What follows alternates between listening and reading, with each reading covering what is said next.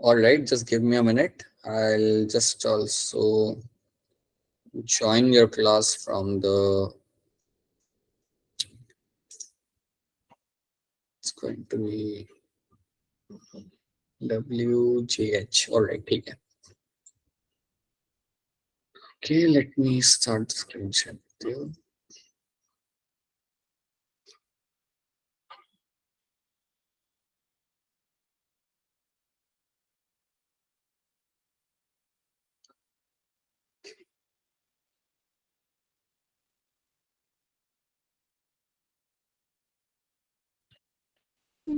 All right, okay, got it. ठीक है. So let's see आज के क्लास में हमें क्या देखना है. So let's jump on to the topic directly. So चलिए मूव करते हैं.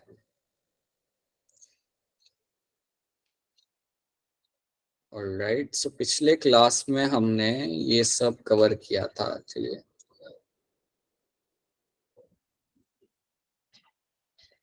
राइट, हमने इन्फ्लेमेशन देखा था, जॉन्डिस देखा था, HIV एड्स देखा था, फीवर देखा था, ये सब हमने देखा था. अगर आपको याद हो तो मैंने आपको बताया था कि इन्फ्लेमेशन का रीजन एक मैंने आपको बताया था. जैसे आपको समझो अगर आपके हनी बी ने स्टिंग कर लिया तो आपका पूरा एरिया वहां पे रेड हो जाता है. That is a very good example of my inflammation. ठीक है, तो ये बात हमने आपको बताई थी. ये बात आपको हमने पिछले क्लास के अंदर बताई थी, एक्सप्लेन की थी, राइट. पूरा वहां पे ब्लड वेसल्स आपके वहां पे ब्लड जा रहा होता है वहां पे काफी ज्यादा अमाउंट में, उसके वजह से वहां पे आपका इन्फ्लेमेशन वहां पे हो जाता है. HIV हमने पढ़ा था. जॉन्डिस क्या होता है हमने देखा था. क्यों आपकी आंखें और आपके लाइक नेल्स आपके येलो हो जाते हैं. That is something we have seen. And कैसे आपका HIV इम्यून सेल्स को अटैक करता है, ये भी हमने पिछले क्लास में देखा था. So these are the things. हाँ जी बेटा, बताइए दिव्यांश, बताइए. सर जो व्हाइट ब्लड सेल्स होते हैं WBC, वो हाँ सर जी, जब भी कोई वायरस या पैथोजन एंटर करता है हमारी बॉडी के अंदर तो उनको काउंटर करते हैं. तो HIV जो उन्हीं सेल्स को जाके डैमेज करता है, तो वो सेल्स HIV को डैमेज क्यों नहीं, HIV को काउंटर क्यों नहीं करते?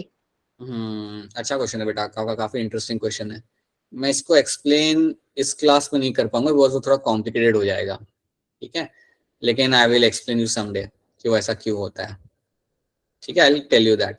अगर मौका मिलता है ना तो आज की क्लास खत्म होने के बाद मैं आपको एक्सप्लेन करूंगा. ठीक है, क्योंकि थोड़ा कॉम्प्लिकेटेड स्टेप है. So let's not do that right now. अभी क्लास बढ़ा लेते हैं, then I will tell you that.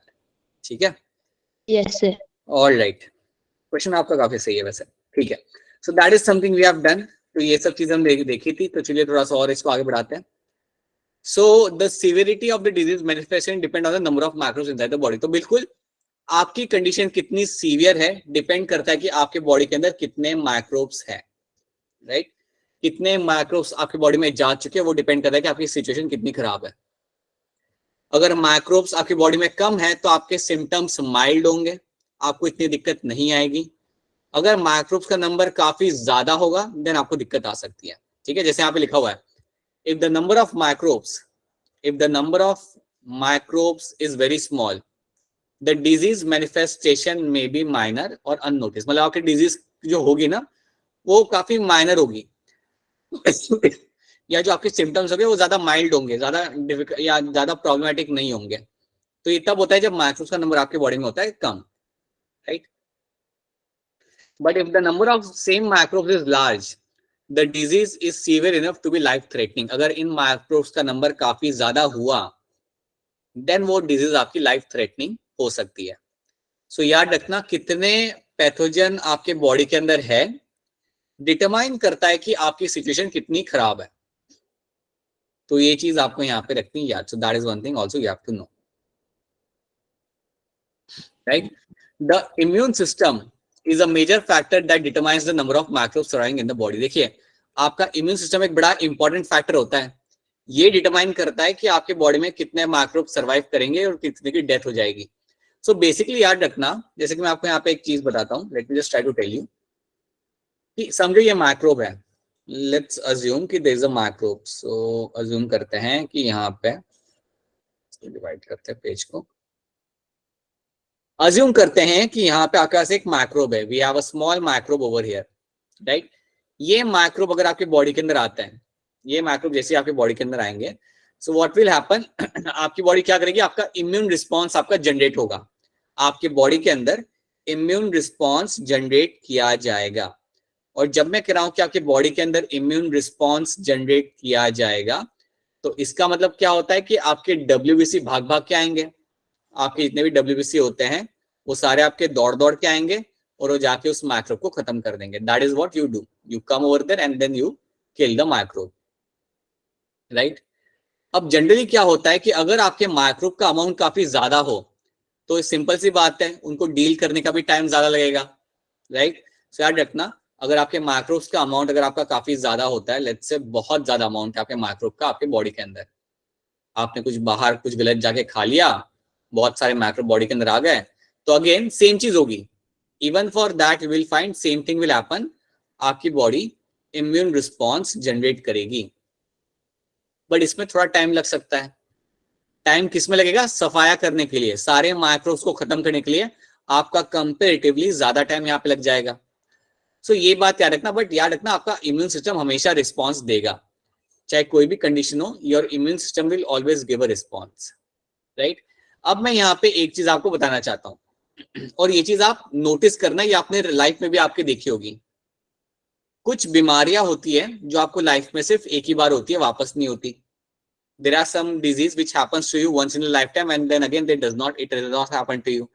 जैसे आप स्मॉल पॉक्स देख लो या चिकन पॉक्स देख लो, एक बार आपको हो गया बचपन में, उसके बाद वो आपको वापस नहीं होता, उसके बाद आपको वापस नहीं होता। समझो आपको मलेरिया हो गया बचपन में, उसके बाद काफी अनलाइकली है कि आपको वापस होगा, बहुत अनलाइकली है। इसका पता है इसका रीजन क्या होता है? इसका जैसे रीजन आपका होता है, बताइए बेटा क्या कह रहे हैं आप, बोलिए सर पता है इसका रीजन, क्या है रीजन, सर बताना रीजन ना। बताइए। जो हमारा इम्यून सिस्टम होता है सर, वो समझ जाता है कि इस टाइप के सेल्स दोबारा आएंगे बॉडी में, तो उसको कैसे काउंटर करना है। राइट, बिल्कुल सही बात है आपकी। तो याद रखना आपके इम्यून सेल्स जो होते हैं उनके अंदर होती है memory, so you have a memory cells, yes many of the memory cells, so they are also one type of my immune cells. ये भी मेरे एक टाइप के आपके इम्यून सेल्स हैं।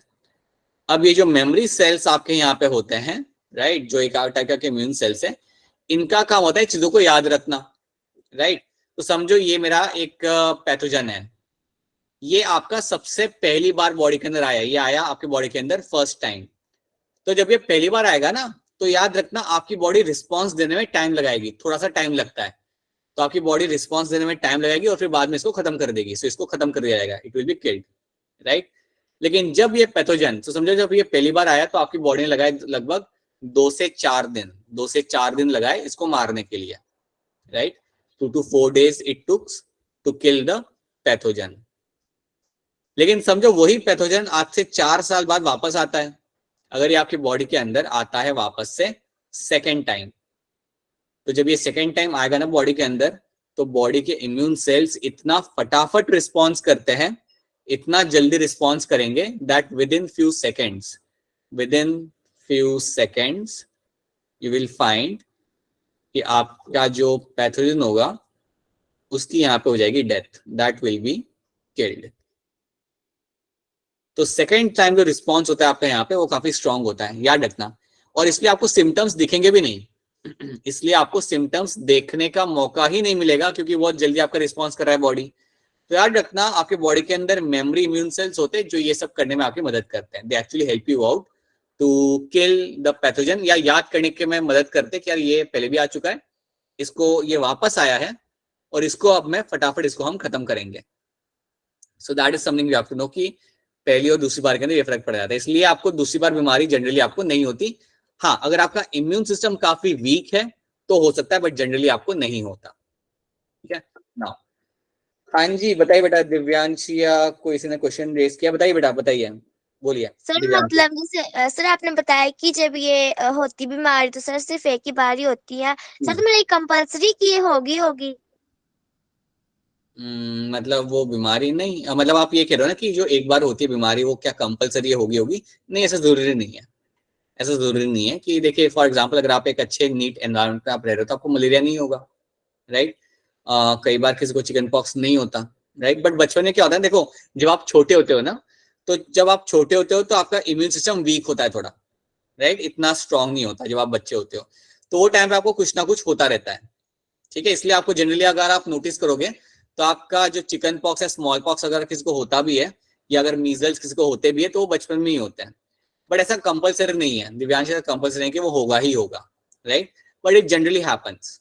और जब वो होता है देन उसका क्या होता है, that it whenever it happens, तो आपकी बॉडी लाइक उसे डील करती है, सबसे पहली बार आता है तो डील करती है टाइम लेके, बट उसके बाद वो आपको नहीं होता, because now you are immune to that. और इसलिए तो आपको वैक्सीनेशन दिया जाता है, इसलिए तो आपको वैक्सीनेशन दिया जाता है। आपको मालूम है, आपको यहाँ पे इंजेक्शन का एक साइन होता है, आपके आप सबके ऊपर लगा होगा साइन यहाँ पे, yes sir. Right, yes sir. हम सबके ऊपर वो मार्किंग इंजेक्शन का। तो मैं आपको बता दूं कि वैक्सीनेशन में आप करते क्या हो। Let me just start tell you कि वैक्सीनेशन में होता क्या है, आप ये चीज अब समझ पाओगे। अच्छा पहले ये बताओ, ये वाली स्लाइड समझ आ रही है आपको, यहाँ पे जो मैं आपको बता रहा हूँ, is this clear to all of you? अगर नहीं आ रहा तो बोल दो कि सर नहीं आ रहा, सर कुछ नहीं आ रहा, मैं रिपीट कर दूंगा, बट झूठ मत भूलना, ठीक है? अगर आ रहा हो तो बता दो, नहीं आ रहा तो कोई बात नहीं, हम रिपीट कर देंगे, क्योंकि ऐसा भी जरूरी नहीं है ना कि एक ही बार में आ जाए, राइट? एक ही बार में तो तुम्हारा इम्यून सेल भी काम नहीं करता सही से हम लोग तो तब भी लाइक नॉर्मल ह्यूमंस है।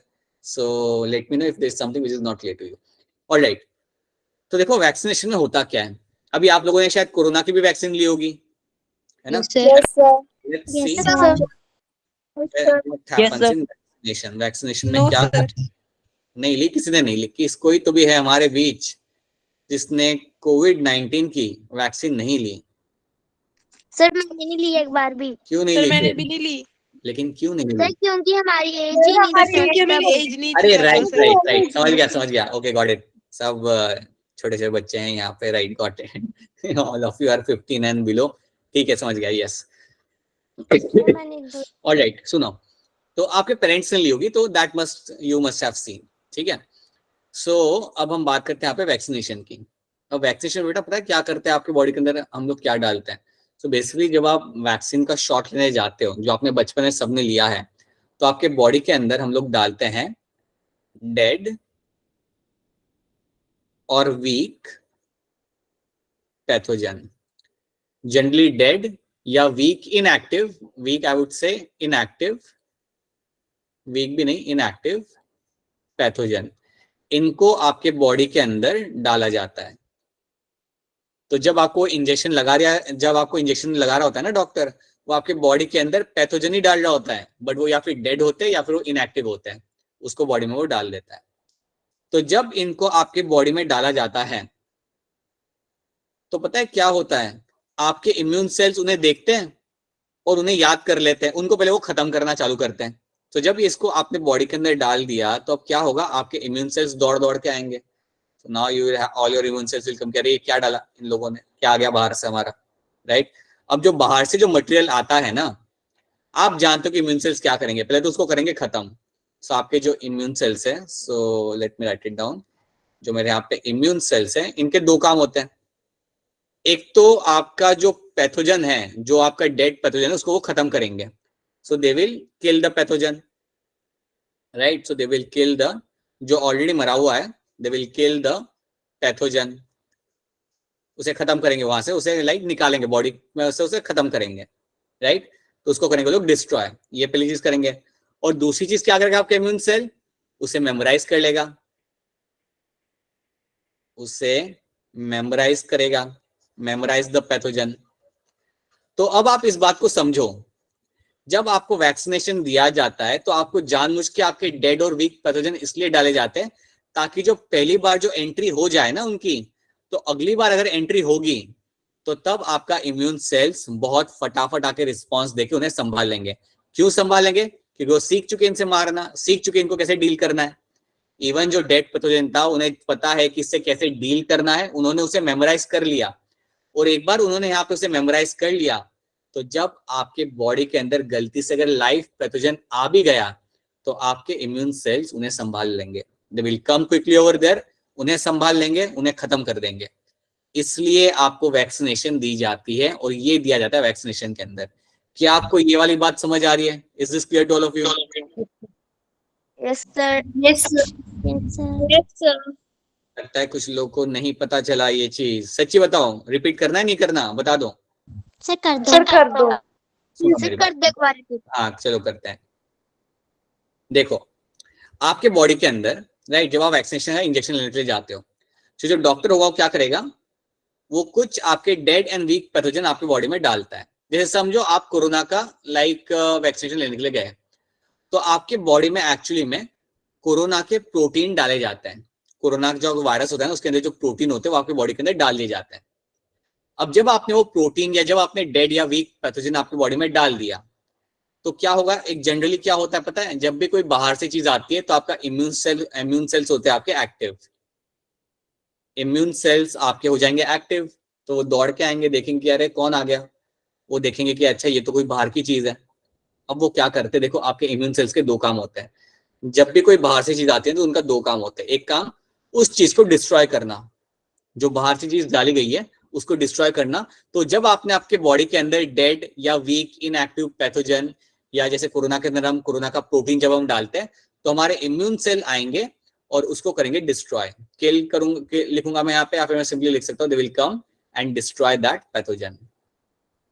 एक तो ये काम वो करेंगे। दूसरा काम इम्यून सेल्स क्या करते हैं कि हम उसे कर लेंगे याद, जिसे हम कहते हैं मेमोराइज करना। मेमोराइज करना मतलब चीजों को याद करना। तो दो काम करते हैं ये लोग, एक तो उसे खत्म करते हैं, और खत्म करने के पहले उसे वो लोग मेमोराइज कर लेंगे कि यार ये जो बाहर से आया है ना, इसका प्रोटीन ऐसा है, और अगर ये वापस आया तो हम ज्यादा टाइम लगाएंगे नहीं, फटाफट जाएंगे उसे खत्म करेंगे। That is something known as memorization, right. तो अगर आप कभी नोटिस करोगे ना, आप ये चीज नोटिस करना, जब आपके पेरेंट्स ने, आपके बड़े भाई ने अगर वैक्सीनेशन लिया होगा तो उन्हें 1-2 दिन के लिए बुखार आया होगा। कभी नोटिस करना आप ये बात, वैक्सीनेशन लेने के बाद 1 दिन के लिए या 2 दिन के लिए आपको बुखार आता है। ये बात आप कभी नोटिस करना, या फिर पूछना अगर आपने नोटिस नहीं किया तो। दे विल फील, इसलिए कभी एक और चीज आप पूछना अपने पेरेंट्स को कि जब उन्होंने वैक्सीनेशन लेने के लिए गए थे तो डॉक्टर ने इंजेक्शन देने के बाद उनके हाथ में पैरासीटामोल दिया होगा, जो क्रोसिन की जो राइट। तो वो उनको दी इसलिए थी क्योंकि वो जानते कि बुखार आएगा, उन्हें पता था कि बुखार आएगा। और अब आप सोचो कि बुखार क्यों आता है। बुखार इसलिए आता है क्योंकि आपके इम्यून सेल्स एक्टिव होके काम करना चालू करते हैं। समझ आ रही है आपको बात? आपके इम्यून सेल्स एक्टिव होके काम करना चालू करते हैं, इसलिए आपको थोड़ा सा रिस्पॉन्स मिलता है, इसलिए आपको थोड़ा बहुत बुखार भी आता है, राइट। और एक बार इम्यून सेल्स उसे डील कर लेते हैं, उसके बाद आप नॉर्मल हो जाते हो। लेकिन अब कभी फ्यूचर में अगर आपके सामने वही सेम पैथोजन आया तो आप संभाल लोगे, आपको कुछ सेकंड्स के अंदर आपके इम्यून सेल्स उसे खत्म कर देंगे। मतलब उस पैथोजन को मौका मिलेगा ही नहीं सिम्टम शो करने का, right. So that is what happens over here. तो क्या अब ये चीज आप सबको यहाँ पे क्लियर है? Is this clear to all of you now? Yes sir. Yes sir. तो ये होता है आपके वैक्सीनेशन। ये बात प्लीज आप लोग याद रखिएगा। चलिए आगे बढ़ते हैं। तो अभी तक हमने हमारी कार्यक्रम में यहाँ पे देख लिया। Now let's talk about treatment. Treatment किस तरीके से की जाती है वो हम यहाँ पे देखते हैं। There are 2 ways to treat the infectious disease. अगर आपके बॉडी में कोई infectious disease होती है तो उसे 2 तरीके होते हैं उसे ट्रीट करने के, राइट। देखिए एक बात आप समझिए, लेट्स अज्यूम कि किसी को टाइफाइड हो गया। हाँ जी बेटा बताइए, क्या क्वेश्चन है आपका? दिव्यांश बताइए। अगर सर हर उसके लिए वैक्सीनेशन होता है, जैसे एक बार कर दिए फिर वो पैथोजन दोबारा एंटर करता है बॉडी में तो उसको काउंटर करते हैं ना, तो सर फिर कुछ डिसीज की वजह से वैक्सीन बन ही नहीं पाती है। हाँ तो कैंसर है, हाँ अगर कैंसर के डेड सेल्स को नहीं डाल सकते हम बॉडी के अंदर? नहीं, तो फिर नहीं, जब नहीं, क्योंकि कैंसर में पता क्या होता है, कैंसर में एक सेकंड अपना हाँ, कैंसर में क्या होता है ना कि आपके खुद के बॉडी सेल से आपके कैंसर बन जाते हैं ना, कोई बाहर से नहीं आ रहा होता, आपके खुद के बॉडी सेल से ट्यूमर बनाता है, आपके खुद के बॉडी सेल से कैंसर बन जाता है। तो इसलिए इसके अंदर आप इम्यून सिस्टम की हेल्प नहीं ले सकते हैं। ले सकते हो बट वो तरीका होता है लेने का जो बहुत एक्सपेंसिव होता है और बहुत इतना ज्यादा यूज नहीं किया जाता। सो कैंसर में आप ये जनरली यूज नहीं कर पाते। ये टेक्निक आप कैंसर में एक्सपेक्ट नहीं कर सकते कि आपके इम्यून सेल खुद से ही मारना चालू करेंगे, बिकॉज खुद का सेल है ना वो। इम्यून सेल खुद के सेल को क्यों मारेगा? समझिए इस बात को। इम्यून सेल को काफी ख्याल होता है कि मारना तो बाहर के सेल को मारना है, खुद के सेल को नहीं मारना। एंड कैंसर मीन्स खुद के सेल ही ग्रो कर करके अपना नंबर वहां पे बढ़ा रहे होते हैं and they turn cancerous. So that is why you can not do that. ठीक है, चलिए अब यहाँ पे ट्रीटमेंट को हम यहाँ पे समझते हैं। There are 2 ways to treat the infectious disease. अब मैं आपको यहाँ पे एग्जांपल देता हूँ कि समझो किसी को टाइफाइड होता है, टाइफाइड हो रहे के बाद सिम्टम्स उसके जनरली आ सकते हैं बुखार आना, राइट, बहुत ज्यादा बुखार, या फिर लेट्स से मलेरिया लेते हैं हम लोग, मलेरिया ज्यादा सीवियर होता है। अगर हम मलेरिया को लेता हूँ मैं एग्जांपल, मलेरिया होने के बाद बुखार आ सकता है, हेडेक हो सकता है, वॉमिटिंग जैसा हो सकता है, खाना खाने का दिल नहीं करेगा किसी को, राइट, और कई बार जॉइंट्स के अंदर पेन होता है। ये सब आपका होता है मलेरिया होने के बाद, राइट। अब इसमें किया ये जा सकता है, समझो आप डॉक्टर हैं, तो पता है आप सबसे पहले क्या करेंगे, आप डायरेक्टली मलेरिया का जो पैथोजन है उसको मारने की कोशिश नहीं करते, पहले आप सिम्टम्स को कंट्रोल करते हो। मेरी बात ध्यान से समझो, आपके सिम्टम्स क्या है, हेडेक हो रहा है, बुखार आ रहा है, जॉइंट पेन है, ये आपके सिम्टम्स हैं। तो एज ए डॉक्टर कई बार आप क्या करते हो, यू कंट्रोल द सिम्टम्स, बुखार को कम करते हो, आप जॉइंट पेन्स को कम करते हो, राइट, हेडेक को आप कम करते हो, ताकि पर्सन आराम से रेस्ट कर सके, राइट।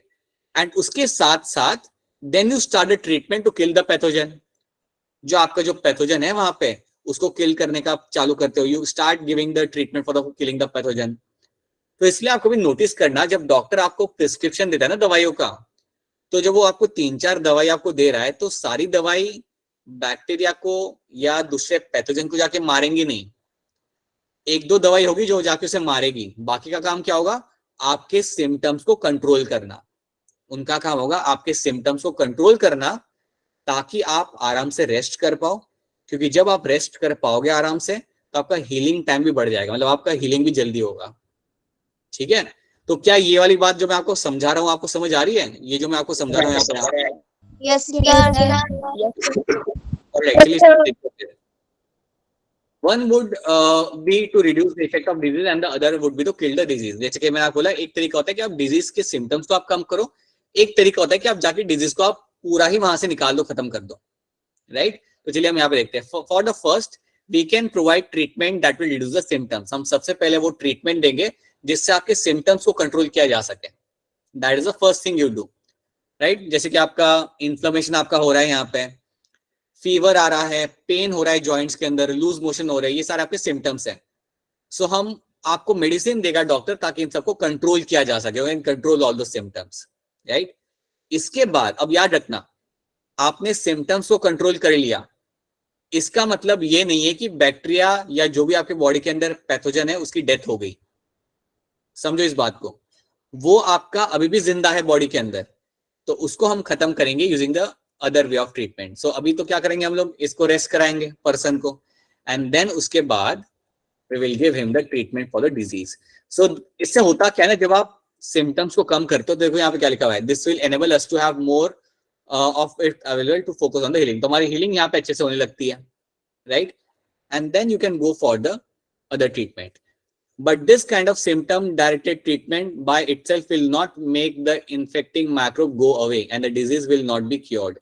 तो याद रखना, आपने सिम्टम्स को कंट्रोल कर लिया, बट इसका मतलब ये नहीं है कि आपकी डिजीज निकल जाएगी वहां से, वो तो आपकी रहेगी, उसको आपको निकालना पड़ेगा, आपके माइक्रोब्स को आपको निकालना पड़ेगा। तो अब आप यहाँ पे अपना ट्रीटमेंट चालू करोगे to kill the microbes. So now you can start the treatment to kill the microbes. So for that we need to be able to kill the microbes, उनको हमें मारना पड़ेगा, राइट। अब मैं आपसे जानना चाहता हूं, आप मुझे बताइए, क्योंकि हम ये पढ़ चुके हैं, तो फटाफट मुझे बताइएगा, बैक्टीरिया को मारने के लिए मैं क्या यूज कर सकता हूं? बैक्टीरिया को अगर बॉडी के अंदर मुझे मारना हो तो मैं कौन सी दवाई यूज करूंगा? एंटीबायोटिक। वेरी गुड, यही मुझे सुनना था आपसे। I am going to use the antibiotics. Antibiotics की मदद से मैं बैक्टीरिया को खत्म कर सकता हूं, ठीक है। को मारने के लिए कोई दवाई नहीं होती, you only have the antiviral drugs. Virus के लिए जनरली, वायरस के लिए कोई डायरेक्टली वायरस को मारने के लिए कोई दवाई नहीं होती, आपके पास कुछ मेडिसिन होती है जिसे हम कहते हैं antiviral drug. Anti viral drugs, antiviral drugs पता है क्या करते हैं? वायरस के ग्रोथ को रिड्यूस करते हैं या वायरस को स्प्रेड होने से बचाते हैं, क्योंकि वायरस आपका बहुत रैपिडली ग्रो करता है, तो उसके स्प्रेड होने से आपको वो बचाएंगे। सो that is what you can do. तो आप ट्रीटमेंट आपके पैथोजन के हिसाब से आप लोगे, जो बॉडी के अंदर पैथोजन है उस हिसाब से आपने अपनी ट्रीटमेंट डॉक्टर से करवाएंगे आप, ठीक है। चलिए देखते क्या लिखा हुआ है। How do we kill the microbes? तो आप लोग तो जानते हो बैक्टीरिया को करेंगे हम लोग खत्म with the help of the antibiotics, right. One way is to use the medicine that will kill the microbe. आप मेडिसिन के इस्तेमाल करो, सबसे सिंपल तरीका है, राइट, जिसके थ्रू माइक्रोब की डेथ होगी। We have seen earlier that the microbes can be classified into different categories, protozoa, fungi, bacteria, virus। तो जिस टाइप का पैथोजन होगा उस टाइप की मेडिसिन या उस टाइप की ट्रीटमेंट आप वहां पे कराओगे। दैट काइंड ऑफ ट्रीटमेंट और that kind of medicine you will be taking over there, ठीक है। Then so each of the group of organism will have some essential biochemical life process which are peculiar to that group and not shared with other group। तो यहाँ पे basically बेटा पता है वो लोग क्या कर रहे हैं, ये कह रहे हैं कि हर एक ग्रुप, चाहे वायरस हो, चाहे बैक्टीरिया हो, फंगाई हो या प्रोटोजोन हो, इन सबके अलग अलग लाइफ प्रोसेस होंगे। आप उनके लाइफ प्रोसेस के हिसाब से उनको आप किल करोगे, उसके हिसाब से आप उन्हें खत्म करोगे, उसके हिसाब से आप ड्रग्स यूज करोगे और उनको आप फिर खत्म करना चालू करोगे। तो ये चीज आपको यहाँ पे याद रखनी है, that is something you have to know. So this process may be a pathway for synthesis of new substance और रेस्पिरेशन।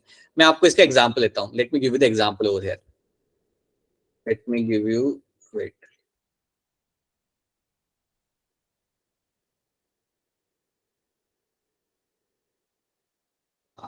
आपको एग्जांपल लेता हूँ। फॉर एग्जांपल समझिए हमारे पास एक बैक्टीरिया है, समझिए एक आपके पास है यहाँ पे आपका एक बैक्टीरिया, ये मैंने आपको एग्जांपल पहले भी दिया था, मैं आपको यहाँ पे एक बार फिर एग्जांपल ले रहा हूँ। समझिए आपके पास एक बैक्टीरिया है और इस बैक्टीरिया के अंदर एक पाथवे होता है, एक प्रोसेस होता है इस बैक्टीरिया के अंदर, और उस प्रोसेस के थ्रू एक मॉलिक्यूल है, मॉलिक्यूल ए, और मॉलिक्यूल ए आपका कन्वर्ट होगा मॉलिक्यूल बी के अंदर, ठीक है। और ये जो मॉलिक्यूल बी है ये आपके लिए बड़ा इंपॉर्टेंट है, ये आपके बैक्टीरिया के लिए होगा important. This is going to be important for the bacteria. Bacteria इसके बगैर तो सर्वाइव कर नहीं सकता, ठीक है। तो मॉलिक्यूल ए आपका कन्वर्ट हो रहा है मॉलिक्यूल बी के अंदर, राइट। ये आपका एक केमिकल रिएक्शन है, समझो आपका ये एक केमिकल रिएक्शन है, it is one kind of chemical reaction. तो जब आप ट्रीटमेंट दोगे तो कई बार पता है आप क्या करोगे, आप ट्रीटमेंट इस तरीके से दोगे कि केमिकल रिएक्शन के अंदर जो आपका ए मॉलिक्यूल है वही खत्म हो जाए। आपके जो ड्रग्स होंगे, आपके जो ड्रग्स आप देते हो इस पेशेंट को, the drugs you give to this particular patient, ये ड्रग्स आप इस तरीके से बनाओगे कि ये ड्रग्स जाके आपके मॉलिक्यूल एक जाके खत्म कर देंगे। दे विल गो, ये सारे मॉलिक्यूल जाएंगे and they will come and destroy, किसको करेंगे डिस्ट्रॉय, डिस्ट्रॉय कर देंगे आपके ए को। अब आप मुझे बताओ कि अगर आपके ए को आपने डिस्ट्रॉय कर दिया तो कोई चांस है क्या बी के बनने का? कोई चांस नहीं है, there is no chance of formation of molecule B. तो इस तरीके से आप बैक्टीरिया की ग्रोथ को आप रोक सकते हो। और ये सब करने के लिए आपको बैक्टीरिया को बहुत डिटेल में समझना पड़ता है।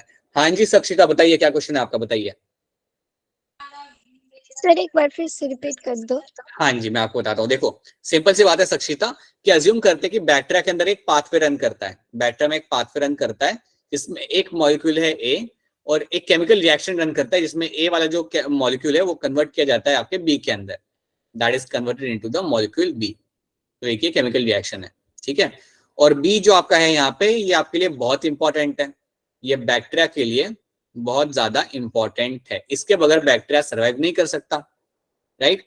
तो as a scientist, as a biotechnologist आप क्या करते हो, आप ऐसा ड्रग बनाओगे, आप ऐसा ड्रग बनाते हो, right, you make a kind of drug, और वो ड्रग जाके डायरेक्टली जाके ए को खत्म कर देगा, ड्रग जाके ए को जाके करेगा यहाँ पे डिस्ट्रॉय। अगर आप ए को डिस्ट्रॉय कर दोगे तो सिंपल सी बात है बेटा, अगर ए ही खत्म हो गया तो बी तो बनने से रहा, राइट। और इस तरीके से आप उस बैक्टीरिया के ग्रोथ को आप रोक दोगे। तो आप ये बात को समझो, इसलिए आपको इन सारे ऑर्गेनिजम्स के प्रोसेसेस को समझना जरूरी है। पता है एक फील्ड होती है साइंस के अंदर, एक फील्ड होती है उसका नाम होता है माइक्रोबायोलॉजी, शायद आपने सुना होगा, या हो सकता है कि आपका कोई रिलेटिव इसमें कुछ कर भी रहा हो शायद से। तो एक फील्ड होती है माइक्रोबायोलॉजी करके, माइक्रोबायोलॉजी जो फील्ड होती है इसके अंदर आप बीएससी कर सकते हो, एमएससी कर सकते हो, राइट। और एमएससी करके आप एक मेडिकल कॉलेज में जाके पढ़ा भी सकते हो। तो माइक्रोबायोलॉजी में बेटा क्या होता है इसके अंदर आप समझते हो ये सारे माइक्रोब्स को, बैक्टीरिया हो गया, प्रोटोजोआ हो गया, वायरस हो गए, इनको आप डिटेल में समझते हो और इनके अंदर जो पाथवे होते हैं, इनके अंदर जो पाथवे होते हैं, इनके अंदर जो प्रोसेस होते हैं, उनको आप यहाँ पे समझते हो, राइट। क्योंकि जब तक आप उन्हें समझोगे नहीं तब तक आप उन्हें खत्म करने का तरीका नहीं ढूंढ सकते। समझो इस बात को, जब तक आप उन्हें समझोगे नहीं तब तक आप उन्हें खत्म करने का तरीका नहीं ढूंढ सकते। मैं आपको एक और एग्जांपल लेता हूँ। जब आप एमबीबीएस करते हो ना 5 साल की, उसके बाद एमडी करने का मौका मिलता है, तो आपने सुना होगा लोग काफी एमडी करते हैं न्यूरो साइंस के अंदर, न्यूरोलॉजी के अंदर या कार्डियोलॉजी के अंदर, जिससे वो हार्ट स्पेशलिस्ट बनते हैं, दे डू दैट। लेकिन एक और होता है MD in pathology, MD in pathology. So जब आप एमडी इन पैथोलॉजी सीखते हो ना, तो उसमें भी आप इन सारे माइक्रोब्स को आप समझते हो, you understand the growth of the microbes, कैसे ग्रो करते हैं, कैसे डिजीज कॉज करते हैं। तो ये जो बेटा सारी फील्ड होती है ना, इन फील्ड के थ्रू आप समझ पाते हो कि ये सारे प्रोसेस कैसे रन किए जाते हैं। और जब आप इन प्रोसेस को समझोगे तभी जाके आप कुछ बना पाओगे जो जाके इनको खत्म कर पाएगा, जो इन प्रोसेस को रोक पाएगा, right. And that is how you create your drugs. इस तरीके से आपके ड्रग्स बनाए जाते हैं, इस तरीके से आपके एंटीबायोटिक्स बनाए जाते हैं, and that is why it also takes some time because it's a very difficult process. क्या ये बात आपको यहाँ पे समझ आ रही है? Is this part clear to all of you? Yes sir. Yes sir. Yes, sir. ये चीज हमने कल भी देखी थी in the last class also. We have ये वाला स्टेटमेंट अब यहाँ पे आप समझ लो, this process may be a pathway for the synthesis of new substance और रेस्पिरेशन। ये आपके होते हैं पाथवे कुछ नए सब्सटेंस बनाने के, रेस्पिरेशन के, जिनको आप जाके रोकते हो, जिनको जाके आप रोक दोगे, खत्म करोगे, ताकि आपका बैक्टीरिया का डेथ वहां पे हो जाए या वो ग्रो ना कर पाए। तो ये एक चीज आपको यहाँ पे याद रखनी है, right. Then principle of treatment, we have to find a drug that blocks the bacterial synthesis pathway without affecting our own। जो मैंने आपको बताया वहां पे, जो मैंने आपको बताया वो यहाँ पे लोग डिस्कस कर रहे हैं। अगर याद हो तो पता है हमने स्टार्टिंग की क्लास में देखा था कि पेनिसिलिन जाके सेल वॉल को बनाने नहीं देता। अगर आपको याद हो तो पेनिसिलिन जाके आपके बैक्टीरिया की सेल वॉल को बनने नहीं देगा। और अगर आपकी बैक्टीरिया की सेल वॉल नहीं बन रही तो सिंपल सी बात है बेटा, बैक्टीरिया आपका सर्वाइव नहीं कर पाएगा। सिंपल सी बात है, अगर बैक्टीरिया की सेल वॉल आपकी बनती नहीं है देन व्हाट विल हैपन कि आपका बैक्टीरिया कभी भी आपका सर्वाइव नहीं कर पाएगा, राइट। तो ये सब चीजें आपको समझना जरूरी होता है। तो हम ऐसे ही ड्रग्स बनाते हैं जो जाके एक पर्टिकुलर जाके आपका चीजों को आपका खत्म करे, they can go and disturb the pathway. ठीक है, चलिए आगे देखते हैं। This is what is achieve by antibiotics that are familiar with us. हमने देखा था ये बात, एंटीबायोटिक को कैसे हम यूज करते हैं। सो यहाँ पे बैक्टीरिया को मारा जा रहा है एंटीबायोटिक को यूज करके, right. Similarly there are drugs to kill the protozoa such as a malaria parasite. तो ऐसे कई सारे ड्रग्स होते हैं जो मलेरिया के पैरासाइट को खत्म करने के लिए यूज किए जाते हैं, right. One reason why making antiviral medicine is harder than making antibacterial medicine is that viruses have a few biochemical mechanism of their own। ठीक है, अब ये जो नीचे सेंटेंस लिखा हुआ है इसको मैं आपको थोड़ा सा करता हूँ एक्सप्लेन। इसको मैं थोड़ा सा आपको एक्सप्लेन करता हूँ यहाँ पे वो लोग क्या कह रहे हैं। अभी हम समझते हैं वायरस के बारे में। वायरस आपके बॉडी में क्या करता है वो हम यहाँ पे देखते हैं। तो यहाँ पे थोड़ा ध्यान दीजिएगा कि वायरस क्या करता है बॉडी के अंदर आके, उसे हम यहाँ पे समझते हैं। समझो एक वायरस है, वायरस के पास ज्यादा कुछ नहीं होता। वायरस के पास होता है प्रोटीन, एक प्रोटीन की कवरिंग होगी उसके पास, ठीक है। तो एक प्रोटीन की कवरिंग होती है उसके पास बाहर की, और अंदर उसके पास होता है डीएनए।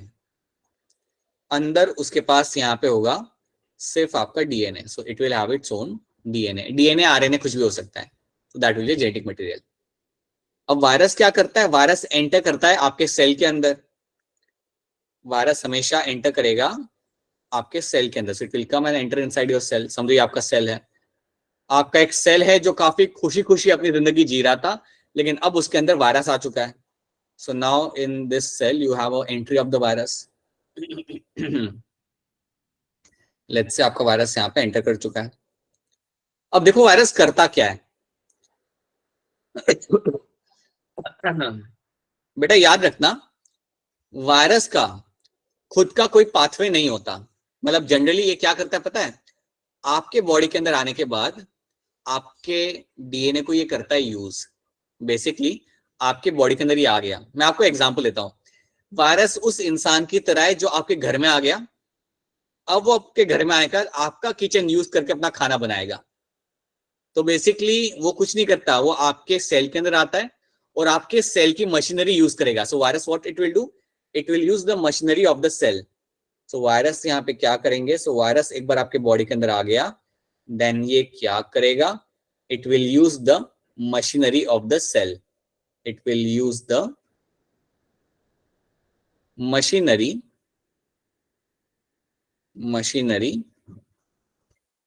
Of the cell. इसका मतलब मैं आपको समझा दूं क्या होता है। इसका मतलब यहाँ पे होता है कि वायरस आके सेल के अंदर जो रिसोर्स है ना, आपके सेल के अंदर जो भी चीजें होंगी उसको यूज करेगा। उसके पास खुद के पास तो कुछ नहीं होता, तो ये करेगा सेल के अंदर जो भी चीजें होती है उसको वो यूज करेगा और उसे यूज करके वो बनाएगा कई सारे virus. It will make a large amount of virus. तो बहुत सारे वायरस आपके बनाए जाएंगे और ये सब करने के लिए आप सेल में से ही चीजें यूज कर रहे हो। आपके सेल के अंदर जो भी आपके पास है, आपके पास कंटेंट, उसको ही यूज करके आप सारी चीज बना रहे हो। तो देखो ये इस तरीके से काम करता है। So it will make a large number of viruses. It will make a large number of virus. So याद रखना एक बार फिर कि वायरस के पास कुछ नहीं होता, एक प्रोटीन होता है, एक डीएनए होता है। वो आपके सेल के अंदर आता है और हाईजैक करता है। हाँ, ये टर्म हम यूज कर सकते हैं यहाँ पे कि सेल आके वायरस आके आपके सेल को करेगा यहाँ पे hijack. So it will come and hijack the cell. Hijack the cell, hijack term आपने सुना होगा, कई बार प्लेन का हाईजैक किया जाता है। हाईजैक, जब आप प्लेन को हाईजैक करते हो तो आप क्या करते हो, आप अपने पायलट को जाके बोलते हो मतलब ऑब्वियसली उससे लाइक डरा धमका के आप बोलते हो कि आपको जो करना है आपको वो करोगे। अब आपको प्लेन को लेके जाना है अफगानिस्तान, आपको प्लेन को लेके जाना है, आपके ऑस्ट्रेलिया आपको लेके जाना है, न्यूजीलैंड, जहां पे आपको लेके जाना हो आप ले जा सकते हो। क्यों? क्योंकि आपने प्लेन को कंट्रोल कर लिया। कैसे कंट्रोल कर लिया? आपने जाके पायलट को जाके कंट्रोल कर लिया, उससे लाइक उसको लाइक आपने अपने फिजिकल स्ट्रेंथ या किसी तरीके से आपने उसे लाइक वो कर दिया, ओवर पावर कर दिया, राइट। वही चीज वायरस यहाँ पे करता है। वायरस आपके सेल में आके आपके सेल को करेगा हाईजैक, आपके सेल की मशीनरी यूज करेगा और बहुत सारे वायरस बनाएगा। ठीक है, अब ये सारे वायरस अंदर बन जाएंगे। अब जब इनका नंबर काफी ज्यादा हो जाता है, जब उन्हें लगता है कि यार हमने सब कुछ यूज कर लिया, तो सेल की अब यहाँ पे हो जाएगी डेथ और ये सारे वायरस बाहर निकल के किसी और दूसरे सेल को जाके पकड़ेंगे। This is how the virus is going to increase their number. अब याद रखना, जब आपका वायरस इस तरीके से काम कर रहा होता है तो इसका खुद का कोई पाथवे नहीं होता, ये आपके मशीनरी को यूज करके कई सारे वायरस बनाता है। तो इसलिए वायरस को मारने के लिए कुछ ड्रग बनाना थोड़ा मुश्किल होता है, वायरस को कंट्रोल करने के लिए ड्रग बनाना थोड़ा मुश्किल होता है। और वही चीज यहाँ पे लिखी हुई है, देखो क्या लिखा हुआ है, one reason why making anti viral medicine is harder than making anti bacterial medicine is that virus have few biochemical mechanism of their. उनके काफी कम ऐसे पाथवे होते हैं जो उनके खुद के होते हैं, बाकी सब तो आपके सेल का यूज कर रहा है, वो पूरा मैकेनिज्म आपके वो सेल का यूज कर रहा है to make the new virus. तो that is something you have to understand. तो आप मुझे बताओ, क्या ये वाली स्टोरी आप सबको यहाँ पे समझ आ रही है? Is this story clear to all of you? Yes, sir. हमेशा कभी भी अगर आपसे कोई पूछ ले कि वायरस कैसे काम करते हैं, तो आप इतना तो बता देना कि एक सेल में जाते हैं, सेल को हाईजैक करते हैं और उसकी मशीनरी यूज करके वो बहुत सारे और वायरस आपको बना के देते हैं। They make a large number of viruses using your own machinery. So ये चीज आपको यहाँ पे रखनी पड़ेगी याद। So this is something which you have to remember, right. चलिए आगे देखते। तो देखो यहाँ पे एक पिक्चर कैसे बताया गया है कि they enter our cell and use our machinery for the life process. देखो अंदर आ गया, वो अंदर आके उसने सब कुछ हमारा यूज कर लिया, पूरे सेल के सारे रिसोर्सेज वो यूज करेगा अच्छे तरीके से हाईजैक करके, राइट, और बनाएगा कई सारे वायरस। देखो यहाँ पे वायरस बन जाए, और एक बार आपके बहुत सारे आपके यहाँ पे वायरस बन गए, इसने अपना काम कर दिया, अब क्या होगा, they will leave the cell, वो सेल के बाहर निकल जाएंगे, वो अपने अपने रास्ते निकल जाएंगे सारे के सारे virus, right. Now they will target some other cell. तो यही किया जाता है बेटा, यही यहाँ पे किया जाता है, and because of that you will find it is something is difficult to deal with. इसलिए इनसे डील करना यहाँ पे रहता है थोड़ा मुश्किल, ठीक है। So that is something you have to do. So this means that there are relatively few virus targets to aim at. इसलिए वायरस को खत्म करना यहाँ पर रहता है आपका मुश्किल. Despite the limitation, there are now effective antiviral drugs. कुछ antiviral drugs हमने बना चुके हैं हम लोग, right? For example, drug that keep HIV infection under control. जैसे हम जिसको HIV होता है ना, उसको भी हम ड्रग देते हैं. उसको हम जो ड्रग देते हैं उसको हम कहते हैं रिट्रोवायरल ड्रग. रिट्रो, या आप इतना नाम नहीं तो दीजिएगा, उसे हम देते हैं यहाँ पे एज एंटीवायरल ड्रग, हम उसे वहां पे देते हैं. एंड वो ड्रग क्या करता है, HIV वायरस को कंट्रोल करता है, मतलब उनके नंबर को मेंटेन रखता है, मतलब ज्यादा बढ़ने नहीं देता. तो वो मेडिसिन आपको रोज लेनी पड़ती है, right? So that is what they are talking about over here. तो ये चीज आपको रखनी है यहाँ पे याद, ठीक है? अब आप आगे बढ़ने से पहले हमने काफी कुछ आज के क्लास में हमने देखा, अभी हम क्या करेंगे, उसे रिवाइज करेंगे. विल जस्ट ट्राई टू से, और आप मेरी हेल्प करेंगे रिवाइज करने के लिए. तो आपने करना है hand raise, you have to raise your hand and then you have to answer जब मैं आपको क्वेश्चन पूछूंगा. तो अब आप मुझे यहाँ पे बताइए मुझे आप बताइए, एज ए डॉक्टर आप सोचिए, जब आपको कोई पेशेंट मिलता है, समझो जब आपको एक पेशेंट मिलता है, मलेरिया का पेशेंट आपके सामने आता है, सो उसके ऊपर आपको कई सारे सिम्टम्स आपको दिख जाएंगे, राइट? तो एज अ डॉक्टर आपका पहला स्टेप क्या होगा? एज अ डॉक्टर आपका पहला स्टेप यहाँ पे आपका क्या होता है? हैंड रेज करिएगा आंसर देने के लिए. तो ठीक है, कुछ लोगों ने यहाँ पे हैंड रेज किया है. सक्षिता, दिव्यांशी, दिव्यांश, बताइए सक्षिता, क्या करते हैं हम लोग जनरली ट्रीटमेंट के अंदर? ट्रीटमेंट के अंदर पहला स्टेप हमारा क्या होता है जनरली? सक्षिता आपकी आवाज नहीं आ रही. हाँ बेटा बोलिए.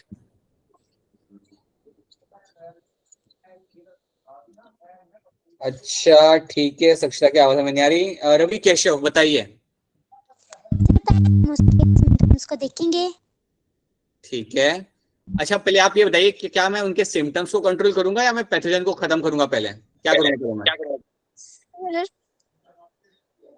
सर पहले सिम्टम्स को कंट्रोल करते हैं. हाँ जी, पहले हम यहाँ पे सिम्टम्स को करेंगे, यहाँ पे हमारा कंट्रोल. यस, पहले हम करेंगे हमारे सिम्टम्स को कंट्रोल, और कंट्रोल करने के बाद then the second step will be to kill the pathogen. So उसके बाद हमने हमारे पैथोजन को यहाँ पे करना है किल. ठीक है, दूसरा मेरा क्वेश्चन आप लोगों से ये है कि जब आपको वैक्सीनेशन दी जाती है, जब आपको वैक्सीनेशन के शॉट्स लगाए जाते हैं, जब आपको वैक्सीनेशन के शॉट्स आपको लगाए जाएंगे, तो वो टाइम पे आपको बॉडी में क्या होता है, लाइक बेसिकली पाथवे क्या होता है जिसके थ्रू आप इम्यून बनते हो? तो हैंड रेज करेंगे आप लोग, इसको एक्सप्लेन करने के लिए you will have to raise your hand कि वैक्सीनेशन के दौरान क्या होता है बॉडी के अंदर, जब आपके बॉडी में चीजें डाली जाती है उसके बाद क्या होता है. सो कुछ लोगों ने हैंड रेज किया है, दिव्यांशी, दिव्यांश, देन रवि केशव ने किया है, सक्षिता ने किया है. ठीक है, दिव्यांशी आप बताइए क्या होता है वैक्सीनेशन के दौरान बॉडी के अंदर? जब हमें वैक्सीनेशन होती है तो सर जो हमारा इम्यूनो सेल वो एक्टिव होता है, सर हमें बुखार आता है. ओके ठीक है, ऑलराइट, ठीक है, यहाँ तक आपका सही है. ठीक है, दिव्यांश आप बताइए क्या होता है वैक्सीनेशन के अंदर? सर वैक्सीनेशन में सर पहले हमारी बॉडी के अंदर जो डेड या इनएक्टिव पैथोजेंस होते हैं उनको डाला जाता है, और फिर हमारे जो इम्यून सेल्स होते हैं सर उसके पास होती है एक मेमोरी होती है, वो उन सेल्स को किल करता है और उसको मेमोराइज कर लेता है. और फिर जब टाइप का पैथोजन आता है तो वो उसको इंस्टेंटली किल कर देता है बाद में. सही बात है, बिल्कुल सही बात है दिव्यांश, आपका बिल्कुल सही आंसर आपका यहाँ पे. यस, इस तरीके से ही आपका वैक्सीनेशन आपका इस तरीके से आपका वर्क करेगा कि आप जो इम्यून्स आपके जो लाइक डेड पैथोजन होते हैं उनको आप पहले जाके किल करते हो, उन्हें मेमोराइज कर लेते हो, ताकि फ्यूचर में अगर लाइव पैथोजन भी अगर आपका आ जाता है बॉडी के अंदर तब भी आप उसे जाके लाइक संभाल सको. You can actually go and handle those cells. So that is something to do in the vaccination. ठीक है, right, that's going to be true, right. उसके बाद आप मुझे बताइए किसी बैक्टीरिया का या किसी पैथोजन का पाथवे समझना क्यों इंपॉर्टेंट होता है? किसी पैथोजन का पाथवे समझना, एक मेटाबॉलिक पाथवे या एक प्रोसेस जो उसका होता है, पाथवे को अंडरस्टैंड करना, to understand a pathway, why it is so important. देखते हैं कौन मुझे यहाँ पे बता सकता है. दिव्यांशी हैंड रेस कर रही थी, उनका हैंड अभी, सक्षिता हैंड रेस कर रही है। सक्षिता बताइए क्यों इंपॉर्टेंट होता है इन पाथवेज को समझना?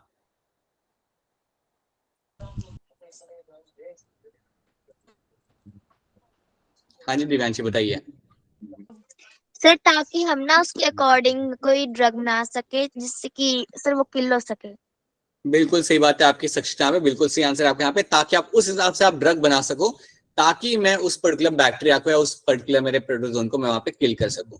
सो that is why it's very important कि आप उन पाथवे को समझें। तो देख लेते एक बार फटाफट बेटा, हमने आज क्या क्या देखा था। आज हमने पहले देखा था कि आप ट्रीटमेंट में क्या क्या करते हो, that is something we have seen. हमने वायरस की स्टोरी यहाँ पे देख ली कि यार वायरस आपकी बॉडी में आके क्या करता है। प्लीज ये चीज याद रखना और अगली क्लास में रिवाइज करके आना, ठीक है।